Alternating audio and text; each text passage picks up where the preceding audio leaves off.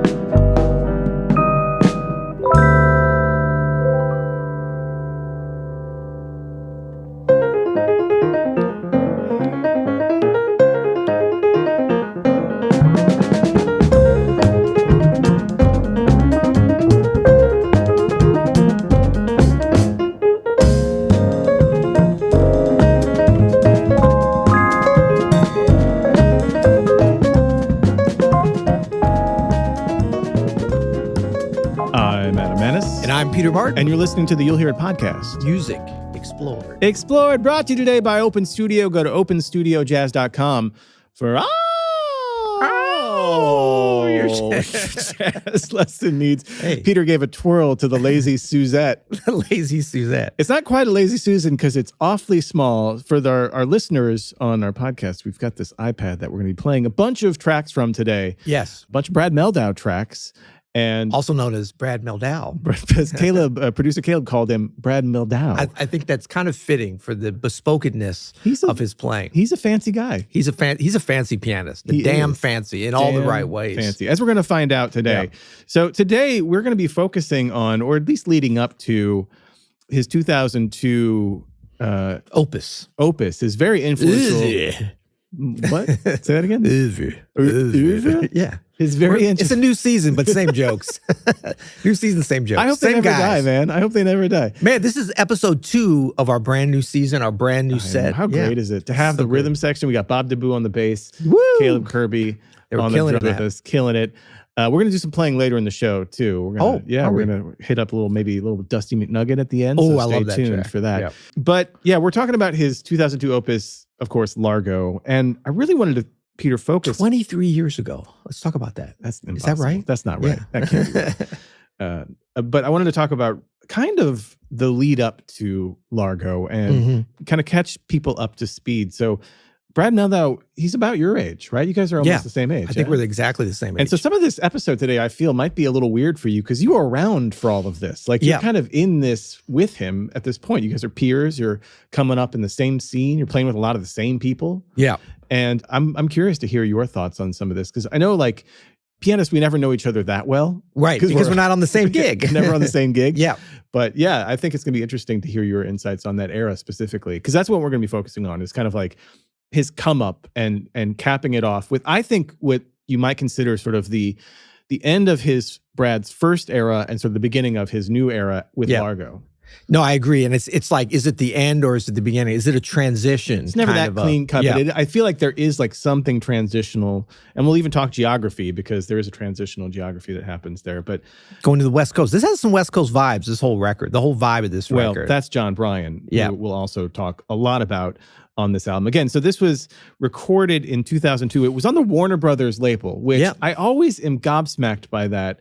You know, we covered Josh Redman's Beyond a few months ago. Yeah. Also on Warner Brothers. Huge label at the time. Warner was huge in jazz. Matt Pearson, shout out Matt Pearson, who's still doing stuff now with several young artists, but at that time was a real promoter, obviously producer, and, you know, in terms of directionality for jazz with Warner, was just like a huge force. And I think Brad, like, this is really coming, I don't remember the exact timing, but all those trio records were all before this, right? All the volumes, 1, 2, 3, 4, 5. There's only 6, one volume. 5 is after this, but all the 1 through 4 is before this, which we're going to play a little bit from. And what I really want to focus on in that, and I think what sets Brad apart, besides his style rhythmically, which I think sets him apart from a lot of his peers, just gives him his own sound, is that he was, to my knowledge, the most accomplished of that generation, who started playing music that, you know, I was in high school when all this was happening. And he started playing music on his acoustic trio records. Yes. That spoke to me, like, which Larry Grenadier bass, Jorge Rossi primarily. Yeah. That was the first big trio, right? But before that, my first introduction to Brad Mehldau as a player was in 1994 on a Joshua Redman album called Mood Swing. This is Chill. And I remember when I heard this, because I heard some things that I really hadn't heard up to this point from modern pianists. We'll pick it up in Brad's solo here on Chill.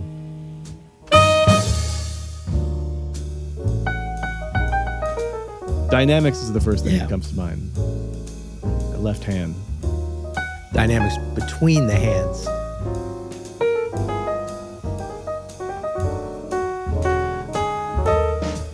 So early on, he's a young dude at this point. Yeah. That distinctive kind of floaty eighth note comes to mind. That major minor thing that happens. Just a really distinct sound. And then from there, people might know him from his 1995, his first trio album, called Introducing, which was a fascinating record because it featured that's the first recording. Introducing Brad Mehldau is the first recording that features... What an imaginative title for that one. I know. First recording that features what would be known as this like 90s rhythm section of Larry Grenadier and Jorge Rossi.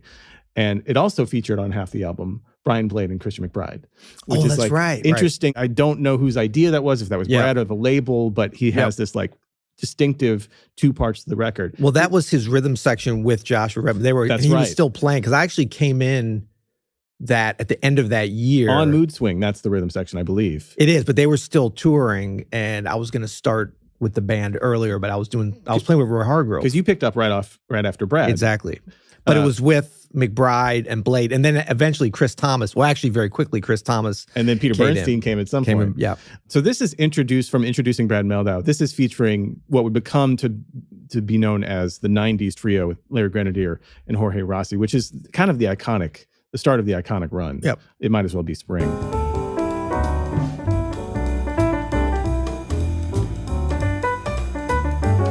James Farber. This is got to be James Farber engineering. I can tell it. I'm going to go out on a limb on that one. The interplay between these three was what they became known for. This sort of like loose, talkative rhythm section of each other. That's an incredible record. And most of that, or actually all of that, besides maybe an original or two, are all like Great American Songbook standards, right? Yeah, so nothing, straight ahead, swinging. If it's grooving, it's very like... A distinctive feel for sure, but like the repertoire is still kind of straight ahead. There's some, like, I just want to throw one thing out, sort of a macro Bradism that you're going to hear up till this day. And actually, I heard him last year.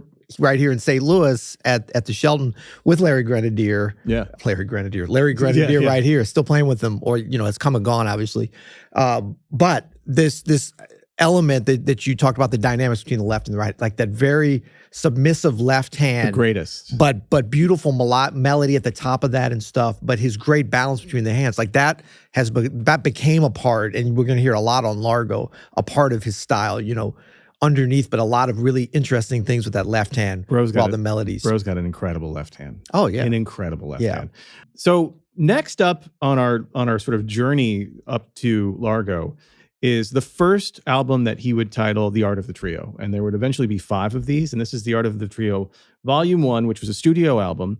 And this is actually in 1997. Now, an important thing happens here. Brad moves to Los Angeles. And so he's living in LA during this time. And this begins this incredible, like 5, 6, 7-year run with this trio where they make some of the greatest music of the 90s, maybe mostly in New York. Well, but all over the place. But they are like road dogs. They are all over the road. They're in the studio all the time. They're recording live albums, as we're going to hear. Yeah. And on the first on the first Art of the Trio, Volume 1, is a Beatles song, not too uncommon for any jazz musician, but he plays Blackbird in a way that would catch your attention. Change the game, would you say? For you? We're getting there.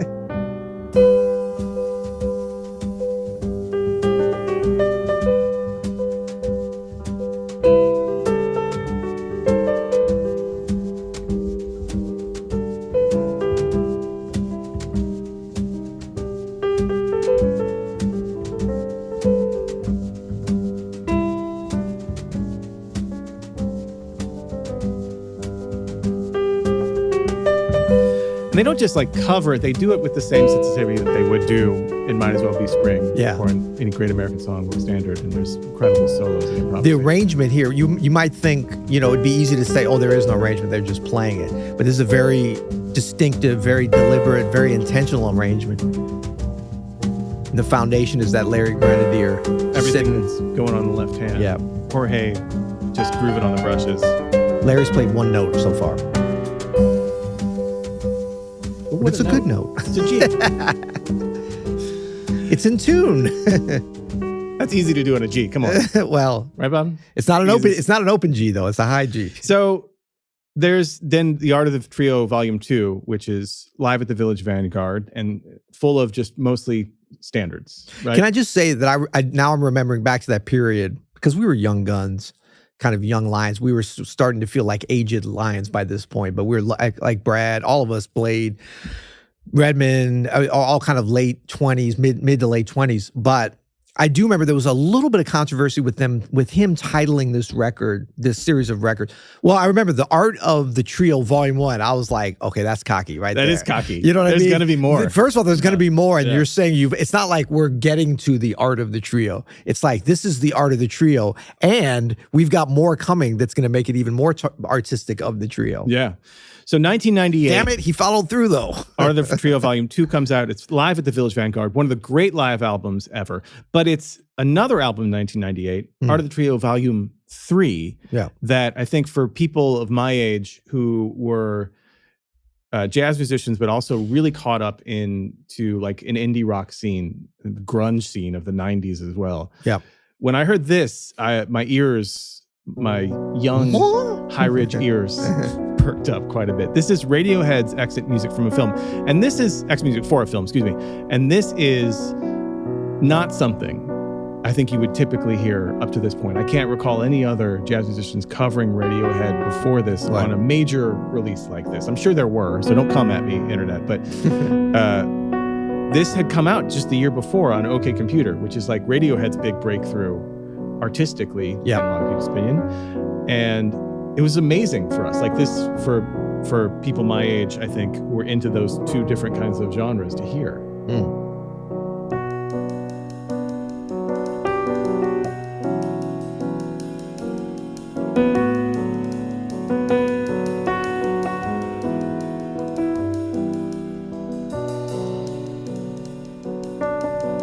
Doesn't hurt that Tom York is influenced by Chopin and Schumann. Brahms, right? Like it's in kind of Brad's. Brahms, huge influence, obviously, on Brad. Yeah, it's in Brad's wheelhouse. Yeah.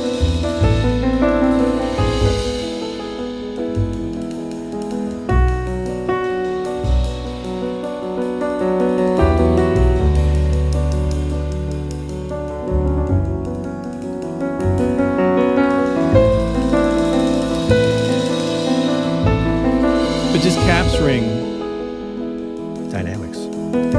the pensiveness of Radiohead acoustically so well. It takes a lot of virtuosity to do this as well as they're doing this right now. Here's a little bit of the original featuring the boys of Radiohead, the lads. The lads. Again, exit music for a film from OK Computer. The drying of your tears today. We escape.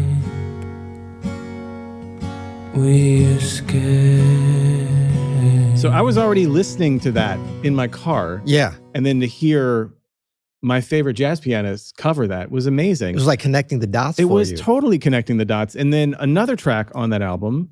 And you're like, there's more volumes to come? It's Yeah. promised. Another one on Volume 3 was Nick Drake's Riverman. Oh, yeah. And this was kind of, it was right at the start of sort of the Nick Drake renaissance that happened in the late 90s where those albums became popular again. But again, I mean, the common tone here is this pensiveness that this whole trio is so amazing at capturing. Right. And it's pointing the way towards what Largo would be. Yeah. Right? And there's a cinematic feel, like you can draw the connection certainly from these. Once you get into like Volume 2, Volume 3, it starts to get much more cinematic, which Largo, I feel is a very cinematic record. I mean, you could hear this on a Paul Thomas Anderson movie. Yeah. You know what I mean?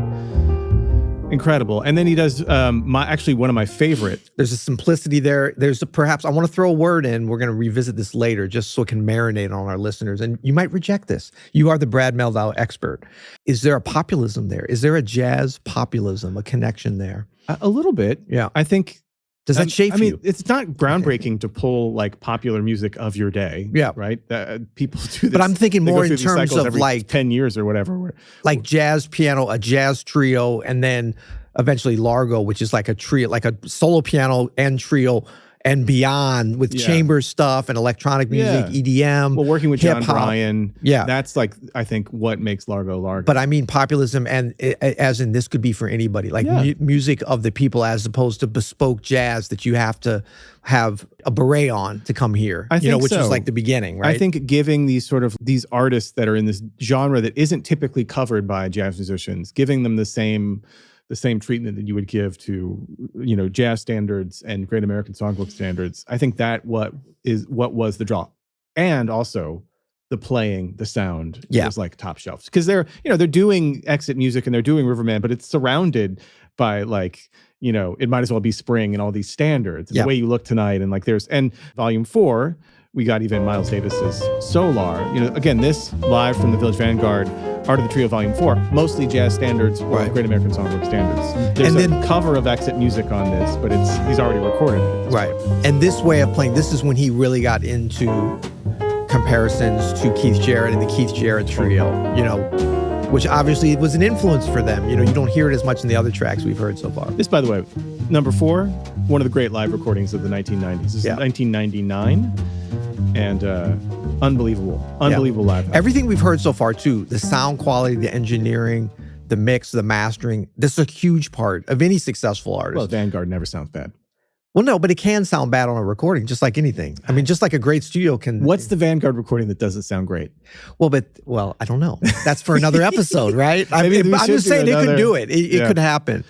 But I'm just, in general, like his piano, I think he's very particular about how his piano is recorded, as he should be. Totally. And like just a big part, like I think when we analyze these great recordings, we never give enough depth to the contribution to the recording of the instrument. He's playing very simply, very beautifully, and then he's going for stuff in it, but it's all captured, the whole trio. I mean, that Larry Grenadier sound that's like you're sitting right there. You know? So we're up to about 2000, 2001 here. Y2K, we're all scared. Y2K. Brad's still living in Los Angeles, and he records an album, beautiful album called Places, all originals. Yep. Opening track is called Los Angeles,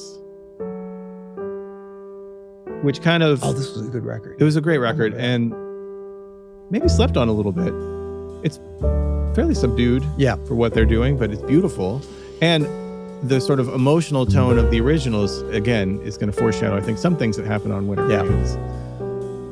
The simplicity of this is simplicity, subdued, somber. These are all things that can describe anything we've chosen today. I mean, I'm picking specific examples that are definitely leaning into that, but I think that's what this trio does so well. They capture that incredible, what'd you call it? Yeah. But I mean, it's almost like this is Los Angeles. It's cinematic, but this is not at the beach, sunny Santa Monica. This is like early in the day when I'm not sure Brad Mehldau's ever been to the beach. I'll be honest. Been to the beach. I don't know. Maybe not. So this leads us now to 2002. He leaves Los Angeles in 2001, and I'm guessing before he goes, he sets up this with Jon Brion. So Jon Brion, incredible producer, multi-instrumentalist, has produced a ton of people. Film composer too. Incredible film composer. And in fact, you might recognize Jon Brion from something like this. This is Fiona Apple, Criminal. One of the great pop records of the 1990s. Jon Brion's playing all over this album.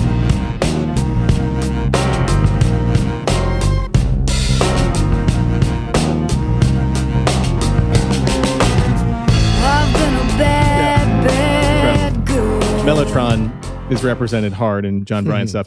Here is this is the overture from Punch Drunk Love, a Paul Thomas Anderson film that Jon Brion scored. One of a few, I think. This was recorded the same year as Largo. Foreshadowing of some woodwinds and brass, perhaps? You're reading my mind, bud. You're Sorry. reading my mind. That's I'm reading your paper, too.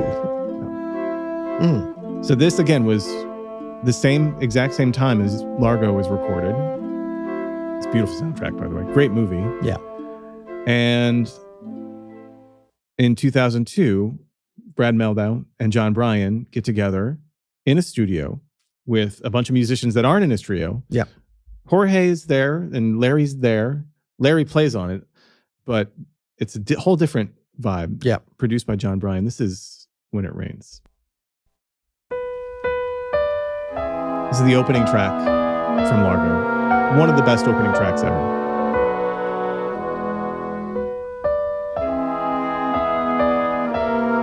Sounds like it could be on the Punch Drunk Love soundtrack.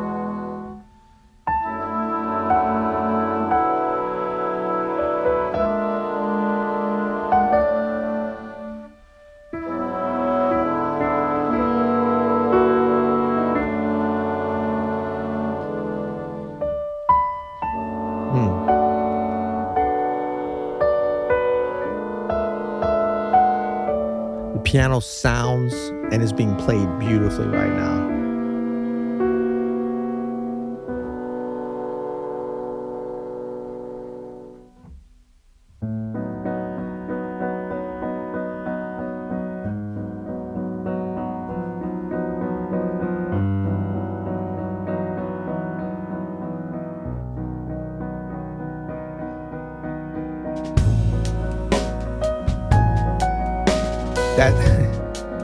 It's a very cinematic, like, intro transition, and then like now the movie's rolling. The triplets in the left hand of the piano against the 16th, straight 16th notes, hi-hat on the drums. Yeah, no one's ever tried to duplicate this since then. What a groove that creates, though. That's Matt Chamberlain on the drums, who plays on, I think, every track on this album. Yeah.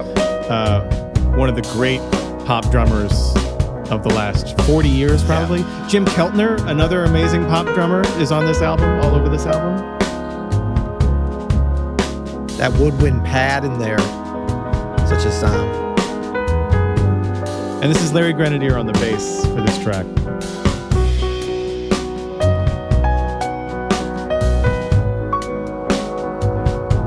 The horn pads behind it. Yeah. No other jazz pianist who's making Village Vanguard records is also making stuff like this.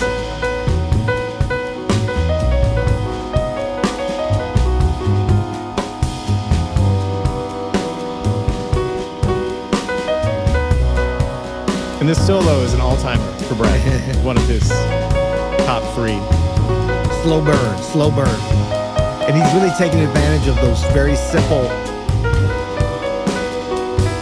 football woodwinds to comp a lot less. Major 7.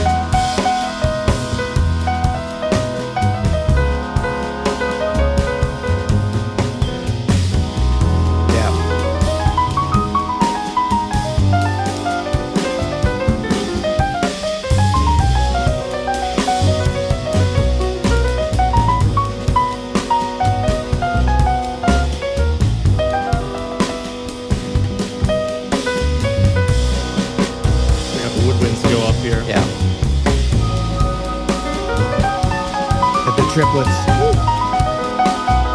I think this slow burn vamp solo with Brad soloing, that's the thing that kind of connects this record, because there's a lot of this on the record,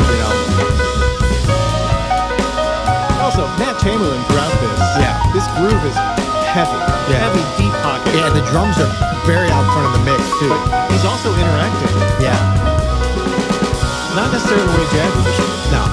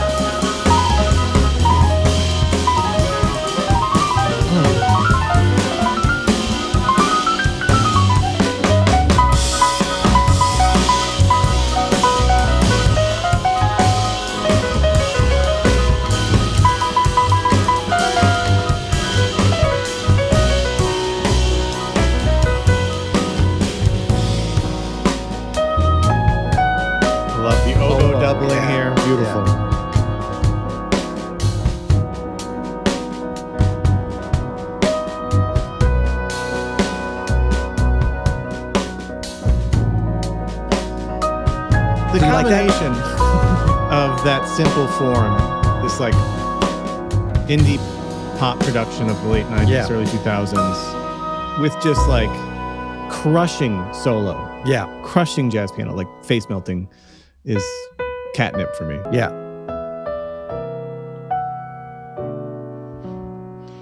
Beautiful. You know who's a big influence on this? Charlie Haden. 100%. Quartet West, especially. 100%. And I know Brad all over this. Yeah, I know Brad was interacting with him a lot in LA during this time. But just the cinematic approach, you know, you really hear that. We could do a whole transitions podcast itself on Charlie Haden and his influences and how far they stretch, because I have not put that together until this moment, but you're 100%. When he went to that transition, it made me think of that and remember Quartet West. This could have been a mid-90s Charlie Haden album. You're 100% right. Great call. But with, some other groups. Okay, so let's talk about Brad and really Larry and really the whole, I think, isn't Jorge on here on something? Jorge's on a couple of things, Yeah. I know this is not a Brad trio record, but there are these whole sections.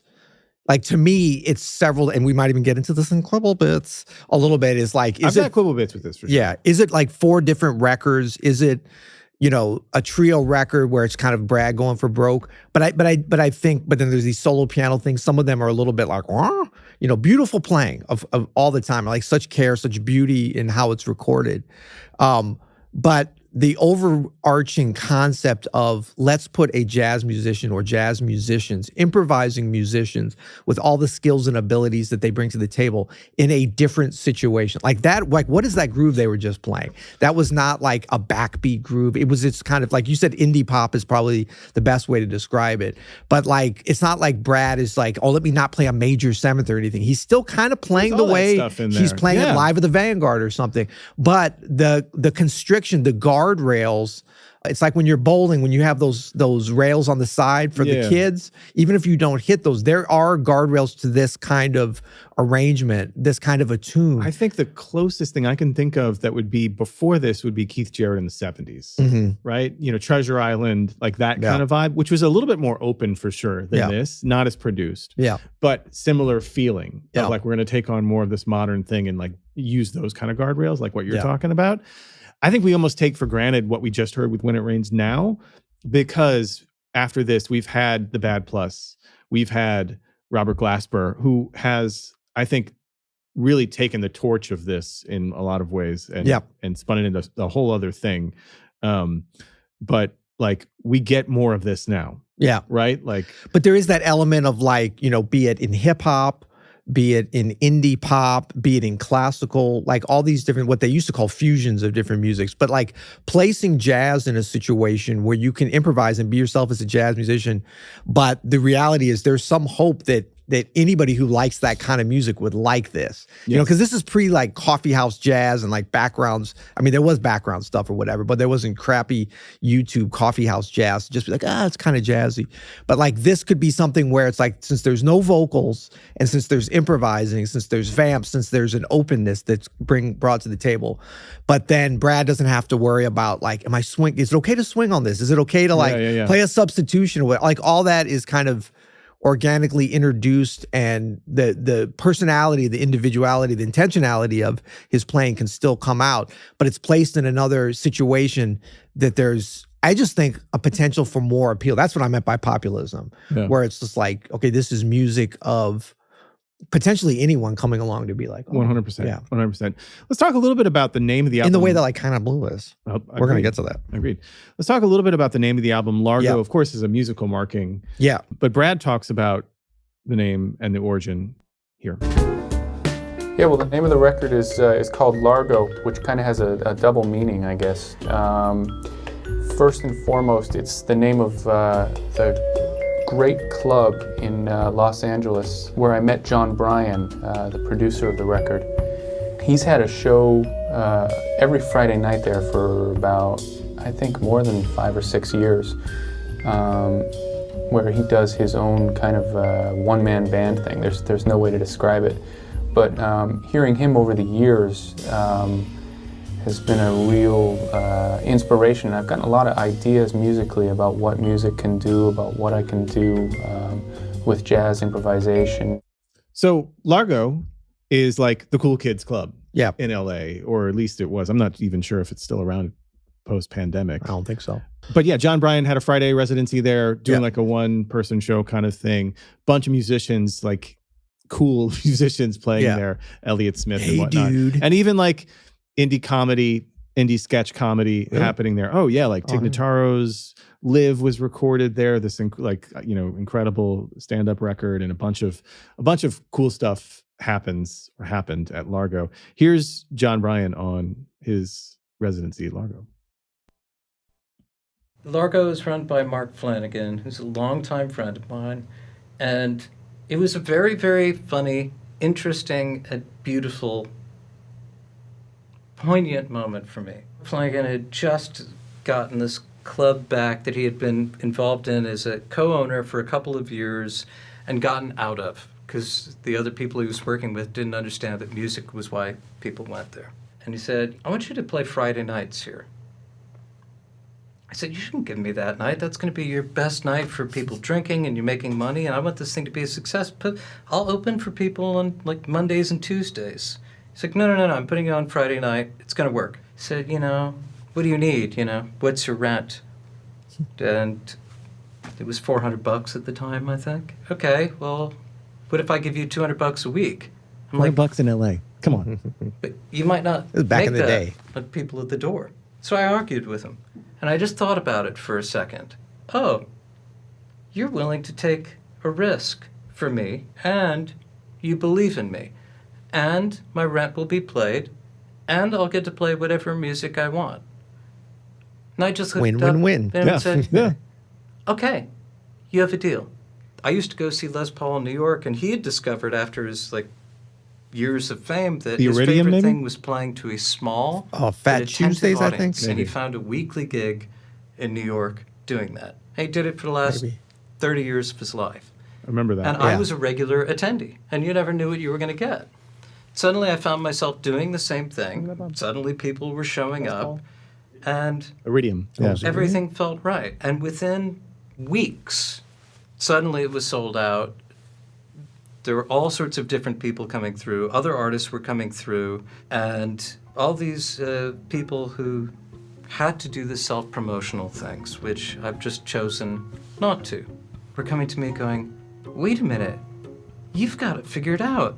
You just do the fun part. Yeah, pretty great. Yeah, he was talking about Les Paul's residency at, I think it was the Iridium Okay. in New York for like 30 years. He was Yeah. there all the time, and you would go and small rooms. I love that, what he said about Yeah. I just want to play in a small place where people are paying attention. Yeah. Like we love doing that in my trio here in St. Louis too. Absolutely. It's like the most fun thing you can do. Yep. So let's play just a couple more tracks here, and then let's get to some, well, maybe we can just get to some categories, Peter. Okay. How about some desert island tracks? Ooh. What do you got? I'm ready for dessert. Let's do it. Okay. All right. I love Dusty McNugget. I love the groove and where that places Brad into a solo. Like when he gets to the solo, there's a lot of cool. Yeah. Just the way it starts. Start it again without me talking over it because I want to really. Oh, I got him nervous. Do you know how to do that? Yeah. Okay, let's do it. I love those kind of like you're falling into it. Shout right? out Tim Cook. Right. But it's important. Like that's the most important transition.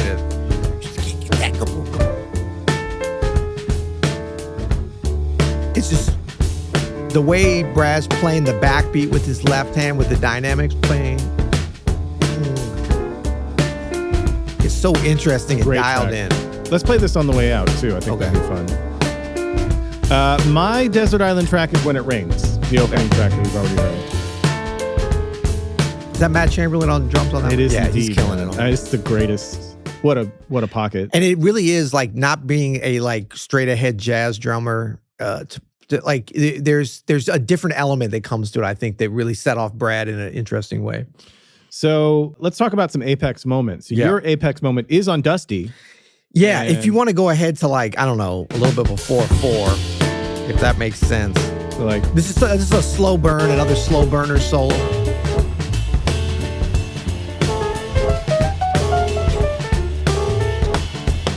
A lot of cool kind of dancing and blues stuff.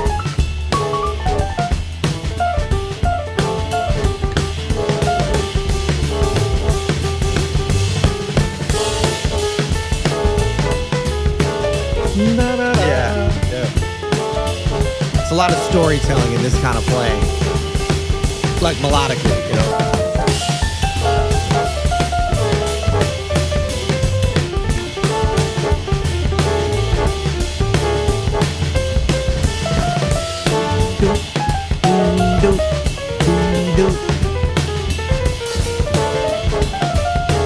so sick. Yeah.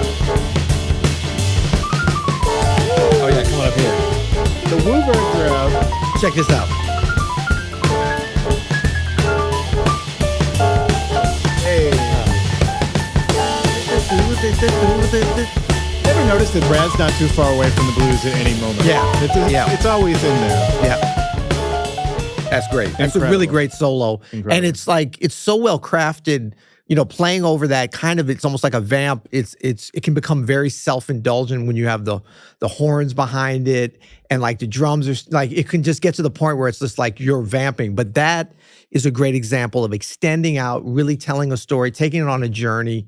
Obviously, you know, like rhythmically, blues, laying back, pushing ahead. There's all these sort of musical elements, but I think it's a really cool way to play. You know, Yeah. cinematic still for sure. My apex moment is an entire track. You know, we heard exit music for a film on Art of the Trio Volume 3 from Radiohead, the Radiohead cover. Yeah. And they cover another Radiohead on this, which is like way more ambitious. From that same Radiohead album, OK Computer. It's Paranoid Android. And it just goes, it's 9 minutes long. There's prepared piano. We're hearing here. Jon Brion was super into prepared piano at this point, all over that soundtrack that we talked about earlier.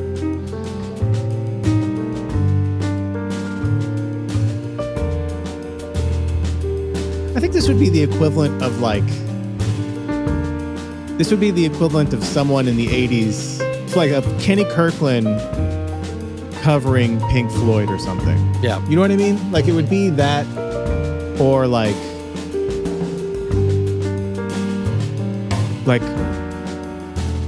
Herbie covering the Beatles in the 60s. Right. Like in 1969 or 1970.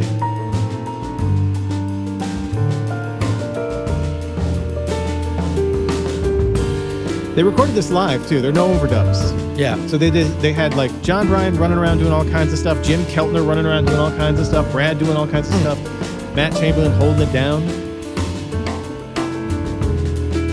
Anyway, it goes. It's another slow burn, right? It's an epic version of Paranoid Android. If you're a Radiohead fan, I can't recommend enough listening to all 9 minutes of that track. Yep. Okay, Peter, bespoke playlist titles. What do you got? Well, this is kind of bland, but I got Populist Jazz.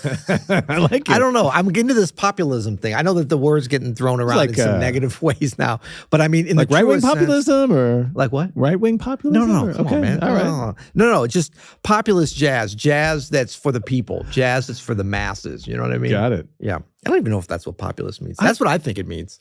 Yeah, okay. And I mean, the other kinds of albums that would be in there, I mean, this is stale, but you talk about, Secrets, you talk about Kind of Blue, you talk about... Secrets. Yeah, Secrets, exactly. Hey. You talk about Songs of the Key of Life, like stuff that is at a higher artistic level, obviously incorporating jazz, but is really for anybody potentially. I mean, this might be, some people might be like, this record's weird. Yeah. If you're only listening to Taylor Swift or something.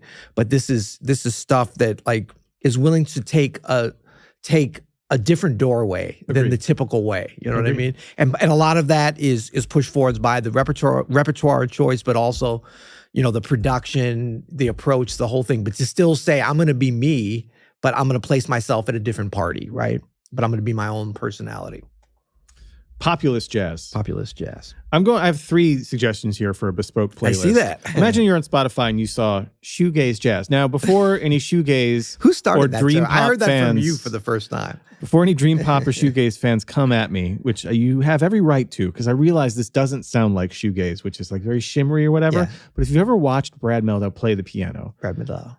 he's gazing at his shoes, buddy. Now, if I go to Spotify, is there an actual genre called shoegaze jazz or playlists? I doubt it. Oh, okay. Maybe, but I don't know how doubt it. official it is. My next one is PTA jazz, Yep. and not Parent Teacher Association. But, well, I guess it could be at this point. We're all in our 40s. But more Paul Thomas Anderson jazz. Okay. Like you could hear this on a Paul Thomas Anderson soundtrack. Yep. In fact, Radiohead's Johnny Greenwood now does all of PTA soundtracks. And my final one is because of the sort of melancholic, because of the somber nature of a lot of what I love about this music, we're calling it SSRI Love Jazz is the name of the playlist. So SSRI is an antidepressant prescription drug. Is it? It's a whole classification, your Prozacs, your Zolofts. Should we maybe leave this one off? Are we treading into territory we want to go to? Dude, SSRIs are super helpful. Okay. But it's a playlist called SSRI Love Jazz. I got it. Because the I is the connector point. Got it. I was reaching probably. Okay, so... Well, but that brings up a good point. We alluded to this earlier. Is this a sad and somber record? Not all of it, no. But there is... No, but I mean, overall, if you were to describe it, the mood of it, because we're talking about how cinematic it is, how thematic it is, the stories that are told within it. If you look at the overall story arc of this album, is this a sunny record or is it a somber record? You know what this is? This is driving late at night around Los Angeles to me. Yeah. You ever driven around late at night in Los Angeles? Yeah, that can be kind of sad. But it's kind of sad. It can be surreal. Surreal. It can be certainly cinematic. It can be beautiful color, the color tones, the characters. It's not sunny LA. It's not summer LA. It's like winter and it's driving around at night. Yeah. Way late at night.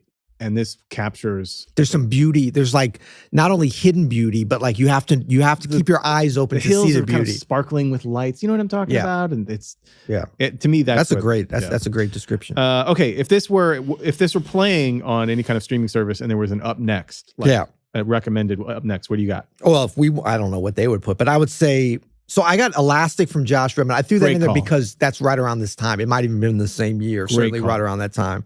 Elastic, the album with the Elastic Band, the first one. And then that kind of leads to Bad plus Josh Redman. Also a good that call. record. That's a good take. Obviously, Bad plus super influenced from this record. Yeah. And then the obvious one, that's why I put it in brackets, is Highway Rider, which was, what was that, 10 years later or 12 years later, whatever, with similar collaboration between John and Brad. And wouldn't that come up next? I would think so. Yeah, but that's kind of an obvious one. I like the Elastic one. I've got, the Bad Because Plus. like Populist Jazz, you know what I mean? I think the Bad Plus is an obvious one. I've got These Are the Vistas, which came out a couple years after this, where they That cover. was quite a bit later, wasn't it? No, this is like 2004. Really? Yeah. Oh, I thought that was, okay. They cover Nirvana. Yeah. Does this record exist Also kind of populist. without Largo? Probably. Like these this? dudes are doing it at the time. No, I know, but But there's definitely, yeah. they're in that vein. And Brad did it first. I mean, if we talk about Brad as being potentially, certainly on the short list for the most influential pianist of this generation, right? 100%. Then Ethan Iverson being influenced, although he's of the same generation, He but a also little was bit younger. influential, though, but Yeah. because of. But influenced by. These Are the Vistas. Yeah, you're talking about Aaron Parks, you. There's a ton. Yeah. I mean, Like I really made the cutoff that I should have probably been more influenced by Brad, but because we came up right at the same time, there isn't that same kind of thing, you know? I would hate to put this in. Is there an Aaron Parks without a Brad Mehldau, as he is now? Of course, there's none his of great us playing. who came after that. He was so popular. Right. I mean, even like, Robert Glasper is covering Radiohead on some of his albums, and he may or may not do that without Brad Mehldau, but it's got to be in there. He's my age, right? So he came up with when this was all happening. Yeah. It's all in there for all of us. You know what I Yeah. mean? I think he was like, it just changed sort of what we thought we could do. Another up next I think would work really well is Elliott Smith's Either Or. Produced by Jon Brion. Jon Brion had like a TV show for a while, and Brad and Elliott Smith were on. Oh, I think I remember that. It's on YouTube. You Yeah. can find it. It's incredible. It's Between the Bars. Yeah. Nice. The whole album, Either Or, is amazing. Yeah. And then I had Beck's Sea Change. I don't know. That just spoke Beck, to me as something that I think would fit really well. Yeah. Okay, quibble bits. You got any quibble bits? Anything? Quibble bits. Quibble bit about? So the only things, and these are really, I put question marks by it because I don't really, I'm just forced into doing some quibble bits. I think it's a great record. I don't know if it's the most cohesive record in a way. Like it's Totally several different agree. records. But also, Great take. that's part of the, I think beauty, like not everything has to be cohesive. It's several, like the last track to me is a little bit disconnected from the rest of the record, but he starts out solo piano and he ends that, like there's some interesting connections on a bigger sort of meta level. So I don't think it's necessarily, I don't know. I agree, man. I'd actually take it further. And I'm a huge fan. Oh, I know. This is like one of my favorite records. I think it's hit or miss. I think. Yeah, see, I don't think it's hit or miss track to track. That's interesting. I was surprised you said that. I think it's hit or, I think if everything What are the misses? I don't want to get too specific with it, but it just comes in waves. Like there's really great stuff, and then there's kind of like, but it's kind of like a filler meal. stuff doesn't hit me as hard. I know, if but everything was as poignant as When It Rains, right? Yeah. Which I think is just one of the most beautiful tracks of the 2000s. If he made a whole album like that, then it wouldn't be as impactful. I hear you. It's like you got to have the peaks and the valleys. Like the thing that connects the Boy record. from High Rich Can Dream. No, I know, but I'm saying I really don't think we'd feel the same way, and that's what I respect about this work is that the thing that connects it is Brad's piano playing. Like there's certain elements to the way that he plays because he's very authentic on this. Although I think at the time, I remember at the time, it was seen as a big departure for him in terms of you're not a jazz player anymore. Yeah. But this is a very jazzy piano record, actually. The actual way that he's playing, and all the sort of Bradisms, we talk about the balance between the hands, the triads, and then going to some other voices, just the single line, all those kinds of things. The phrasing of his melodic lines, which are almost all improvised except when he's stating melodies and stuff, is very very much storytelling of Brad, very authentic to him, very much like when you hear a saxophone, like Sonny Rollins, that's Sonny Rollins. It's like, and that's hard to do on the piano. Agreed. So to me, that's what connects it and keeps it from being too disparate of a thing. The only real quibble bit I would say, there's some sonic effects on here that maybe haven't aged that great. You know, maybe, I don't know. Just there's some things that sound, and part of it, and even some of the fade outs and stuff, to me, that's a little bit, I think, still kind of passe. early computer days, right? Yeah. I mean, computers have been around for a long time, in 2002, but it was still like not where it is today as far as production goes. Yeah. But again, the piano and the beautiful sound of the piano, even with the different sounds of the piano, that's the connector. Snobometer. Okay, if we look at this, I really like what you've done with Snobometer. Well, these jazz snobs, then it's a 2. That's so good. You know what I mean? And if it's pop snobs? If it's a pops, it's a 9. Or totally maybe even agree. a 10. No, you nailed this. Like, if it is a jazz snob, it's a 2 in that it's super accessible. Yeah. Right? It's just like, oh, okay, this is great. Right. Even though I'm sure Ethan obviously loves this record. I don't know. I bet he doesn't. I bet he loves like Art of the Trio Volume 4 more. But the Lost Takes. Or maybe he just he's too close to Brad age and genre wise, so he's just like, I'm out of the whole conversation. How would Alan Iverson rate this on the Snobometer? A 9. Okay. Which is what you have here for rock pop fans. Yeah. I think 9. I put 7 in general. Yeah. But I like the way you did this better, actually. Yeah. Is it better than Kinda Blue? No. Easy.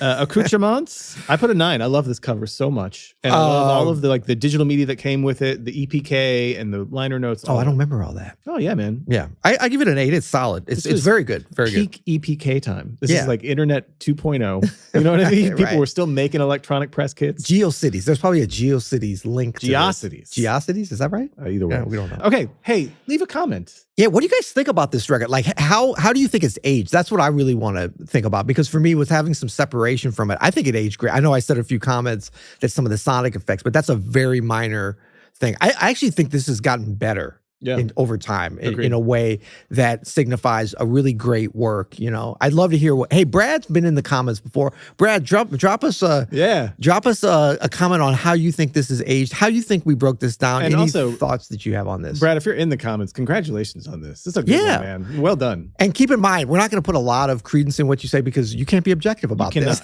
No. But it'd be interesting to see what you say. Cool.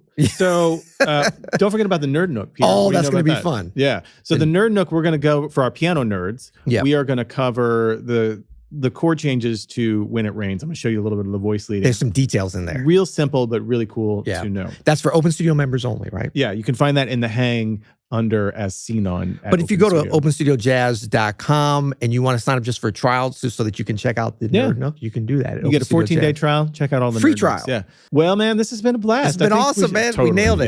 Yeah. Sounds like Bob and Kaleb are ready for a little Dusty McNugget. Shall we join them? Yeah. Until next time. You'll hear it.